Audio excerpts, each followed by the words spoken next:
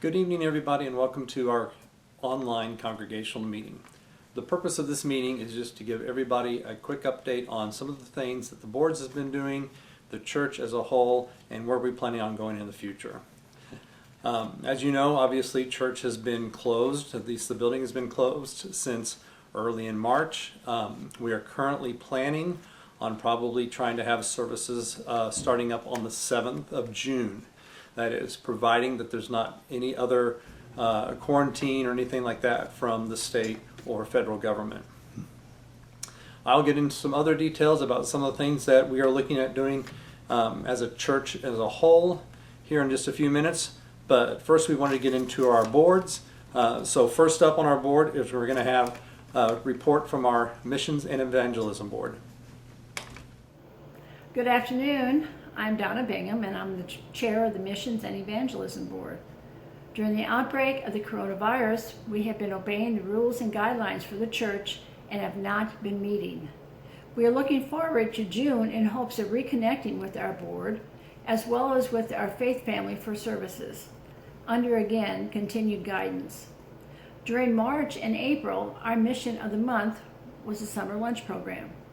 We would like to thank everyone who donated toward this important mission. In June, we hope to begin the lunch program for our community. In 2014 is when Freedoms began this great program. It has grown since then, and we've been able to provide lunches 5 days a week with the help of 6 other churches in Troy. During the next 2 weeks, we hope to connect with the other churches and to see if they are willing to participate once again. Monica, our church secretary, has been a very valuable part of the organization of this wonderful program. If you would be interested in distributing the lunches this year, please call the church office. Have a safe day and hope to see you soon. Thank you. Thank you. Now we're going to have a report from our Christian Education Board. Greetings. Hope this will find you all healthy and safe and staying at home. Christian Ed Board members have been discussing upcoming events, namely VBS. And after much discussion, we've all agreed it's best if we cancel VBS this year. Supplies and curriculum have already been purchased, but we're going to be using those next year.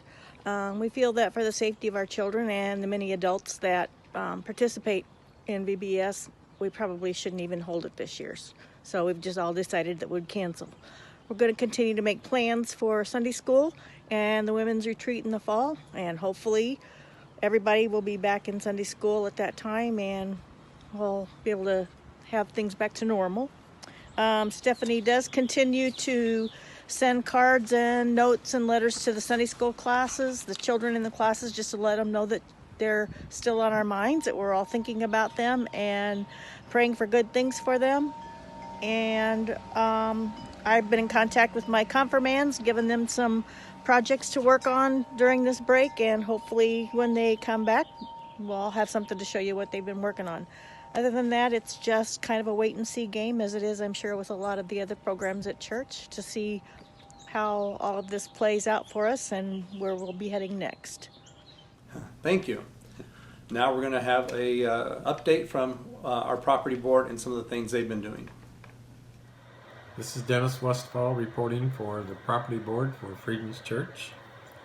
We've completed several projects this spring and this past year. We did a cemetery cleanup about a month ago.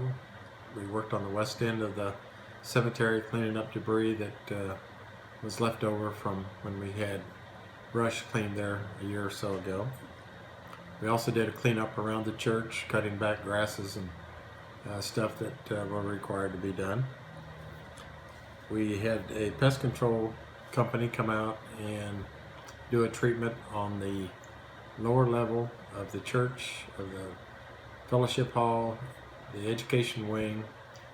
They did the kitchen area.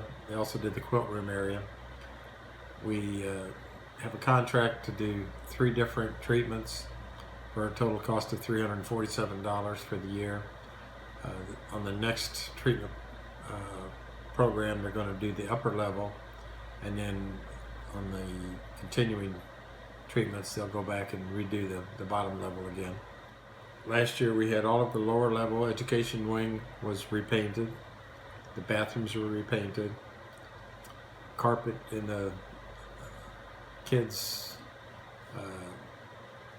Sunday school room was cleaned. So that was all done last year. For the rest of the year, we have a big project coming up, which will consist of tuck pointing and replacing the concrete corners at the upper level of the roof area. That concrete has been breaking apart, falling to the ground. Those have to be made by the company that's going to do the repair job.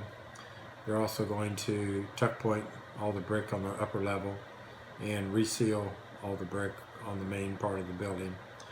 That's going to be a big expense for the church this year at a cost of approximately $10,000 to complete that.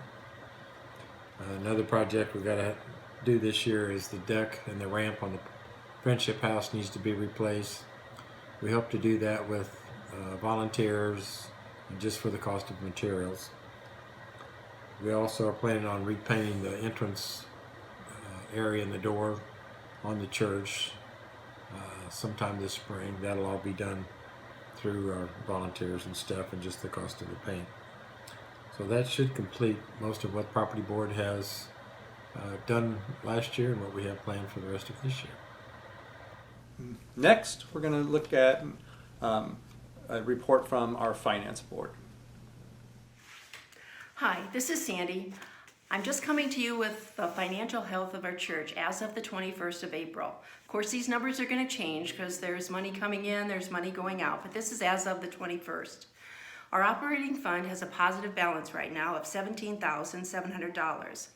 We should be proud of ourselves because we've had many generous givers in the months of March and April. We've also moved the profits from the sausage supper into the operating fund. That was about $6,800. That was down a little bit from the last sausage supper, but that never matters because no matter what we make at that sausage supper, whether it's $5,000, $6,000, $7,000, it's profits. So that's always good news. Some of the bad news is we've got some pretty large bills coming up to pay. We still have payroll to do at the end of the month, and we still have taxes to pay at the end of the month. We still have bills coming in to keep the church running even though we're not there. Our investments took a loss of about $1,500 in our investment checking account. It's down to $95,200.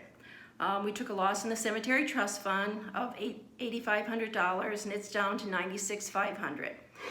We did gain a little money in the Dollinger Music Trust Fund. That's about $25,840 we currently have in that balance.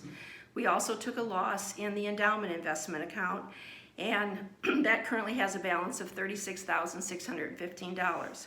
The investments go up and down because that's just the name of the game. We have investments, and sometimes they're good, sometimes they're not so good. But if you can give with a grateful heart, and you'll always be rewarded. Now at the end of this, I'd just like to share something with you. When I was a younger person and I would be in a valley, like we all have peaks and valleys in our life, my dad would always be the one that would say, it's gonna be okay. Just get out of bed in the morning, put one foot on the ground and the other one in front of it, and keep on walking, and you'll get to the end of the tunnel. Well, I don't know if it meant that much when he told it to me when I was younger or not, but it certainly meant a lot over the years. My father passed away in '95, and after he passed away, I had bought a Easter lily in his remembrance at church. And I planted it out in my backyard. And I was in a particular valley, and of course he wasn't here anymore to tell me everything was gonna be all right. So I looked outside, and this Easter lily was blooming. And it wasn't supposed to be blooming at that time of the year. It was in February, and there was still some snow on the ground, and it usually didn't bloom until the end of March or April. Well, I went outside to look to make sure that I wasn't losing my mind, and there was this beautiful flower and this Easter lily, and I looked up and I thought, wow, I always had faith, but I think my faith increased that day. It was my dad telling me to stop lingering in the middle of the tunnel and keep on walking. So if any of you are struggling right now, I wanted to share that little piece of my advice to you. Just keep walking and we'll all get to the end of the tunnel. I miss all of you and hope to see you all soon. Thanks. And finally, we have a report from Pastor Tim, our interim pastor. This is a report to Freedom's UCC Troy Church Council, and it's dated 4/29/2020. And I want to read this letter to you all if I can. Dear Eric and Church Council, it's been my privilege and honor to provide preaching and pastoral care for Freedom's UCC Church for the last 3 months. At the invitation of Eric and this council, I agreed to provide part-time support, including preaching on Sundays and office work pastoral care 1 day a week. Usually it was Mondays, with no set end date in mind when we began. We talked about a few things, but we didn't have a set end date. However, since the pandemic set in, Eric and I did sit down and agree that I would work in this capacity through May 31st, 2020, at least.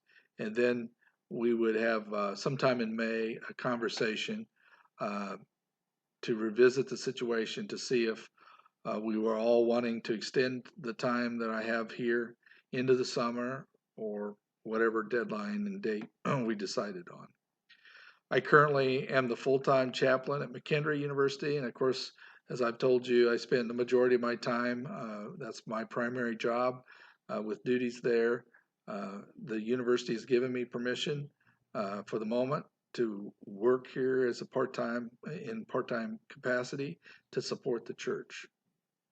I certainly have felt warmly welcomed by this church, and I've enjoyed getting to know the people here. I found the church to be an outward-looking church as it seeks to be an important presence in the Troy community. I've also found wonderful excitement with the young people and children as they participate in the life of the church and all its programs. Through various dinners and organizational meetings and events that I've attended or been able to witness in one capacity or another, I've seen good cooperation by the number of people in the congregation, and the events seem to be successful, well attended, and enjoyed by all.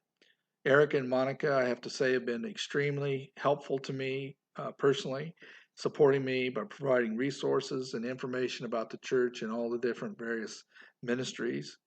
I've also, as I've offered pastoral care through home visits, visits to nursing homes, and hospital visits, conversations on the phone with a number of members, found that everyone has been very warm and receiving me, responding favorably, and open to me as their new pastor for the moment. I realize this kind of ministry takes time and is built on relationships and trust. So I just have appreciated the welcome and opening door that people have provided. In this unusual time of dealing with COVID-19, it certainly has been a challenge for everyone, including this church, to share its ministries when it's forced to use a digital format or rely on the internet. Significant number of the families here don't have access or are hesitant to utilize the internet for one reason or another. And this is a reality that directly impacts the Freedom's UCC Church, because it impacts our ability to communicate, our connection with one another, and our financial giving, as well as other things. I'm encouraged, though, that a large number of people have been willing to try new things and bridge this gap. And it certainly will be interesting to see how the church continues to engage the digital platform in the coming weeks. From my perspective as a faith leader who's just been here for a few months, I would suggest focus to be given on these areas. Information gathering about the current needs of the church congregation in light of the COVID-19, and whether that's through phone calls or emails or surveys or whatever, but an important intentional effort be given to that. Also, continue to improve and include a variety of people on digital church services, programs, Bible studies, small group meetings, and other ways that the church can continue to build on that. Work on steps to prepare for in-person meetings and worship for the future. What the church needs to be doing and be ready to do when it's safe for people to once again come together and meet in the church. Also, continue to work on strengthening the financial giving of the church and its stewardship. We've been blessed, I know, by people who've been very generous, but continued work on this would be important. Explore appropriate and safe opportunities of fellowship for the church community as things improve. People will want to have time together to kind of get reacquainted, and we need to think about safe options for providing that in some way or form. My own efforts to assist the church includes a number of different things that I've been busy at the last few weeks, particularly designing a weekly worship service online with assistance from Eric and our musicians. And of course, we had extra efforts given by all during Holy Week as we provided the services for Palm Sunday, for Maundy, Thursday, for Good Friday, and also for Easter Sunday. Setting up weekly Zoom to interview. This is sort of my new effort to try to interview a few people from the church to get to know them, as well as have the church get to know them, encouraging communication and connection, making phone calls to people as their prayer requests dictate and they need a response or prayers or whatever to kind of hear what's going on in their lives, work on occasional special events, work on church-wide Zoom meeting for a check-in. We're going to try to do that toward the end of this month, where everybody gets a chance to check in. And then Eric and Monica and I want to have some regular Zoom meetings week to week to kind of discuss, especially the upcoming things in front of us, the goals and strategies for in-person worship and meeting guidelines, and start organizing some of that with others' help, as well as distributing resources to assist those who aren't connected. And then finally, attending a regular Zoom meeting with the area's Southern Illinois pastors and churches, the UCC churches, as they think and plan broadly about ministry in this pandemic era, what that looks like in their churches, and how they can share that with the Friedens Church to make it more effective, and just how we can share our ideas with them as well, just create a cooperative to help one another. As I close, I just would want to again express my gratitude to the council and the church for this opportunity to be together with you all in this ministry, this important ministry in this important time.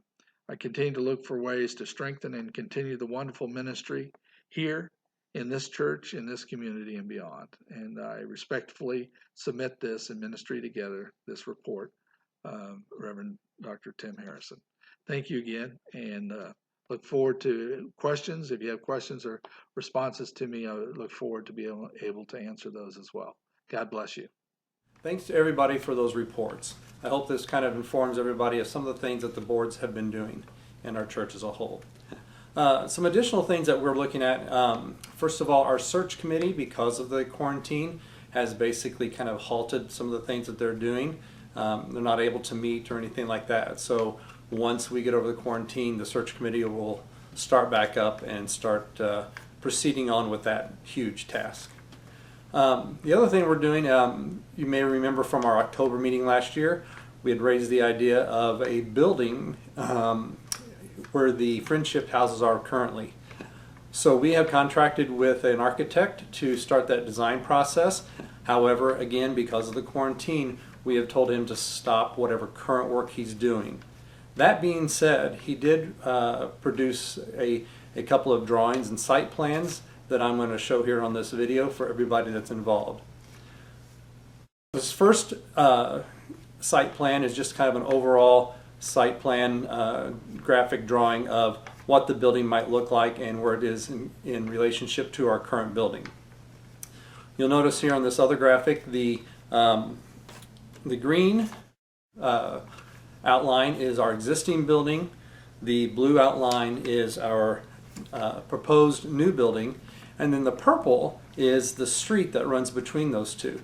Now, the architect and myself have been in contact with the city. We are looking at if we can take over that street from the city. I know that this has been approached to them in the past, but we're talking to them again, and the response has been very positive. So last meeting we had, they did not see any particular current reason why we should not be able to take that property over. It still has to run through city council and get some approvals from that end, but that's looking positive. So nothing's done yet, but that is something that's a positive impact if we do decide to build a building next to our church. We would have use of that street for our own purposes then. The idea for that street would to build some sort of a green space or something like that in between the buildings, and it would no longer be an actual street like it is now. But again, that's something we're looking at doing a couple of years down the road once we get a final building plan and some financing ideas and stuff like that. So that's just something to kind of look forward to in the future. I think that's all of our updates for now. I want to thank everybody for joining us. Again, don't forget about next Saturday night at 7 o'clock, the Zoom meeting with Pastor Tim, and that should be informative, and I think that'll be a good educational session for us as well. I hope everybody's doing well. Thank you all so much for everything you've been doing. God bless, and have a good evening.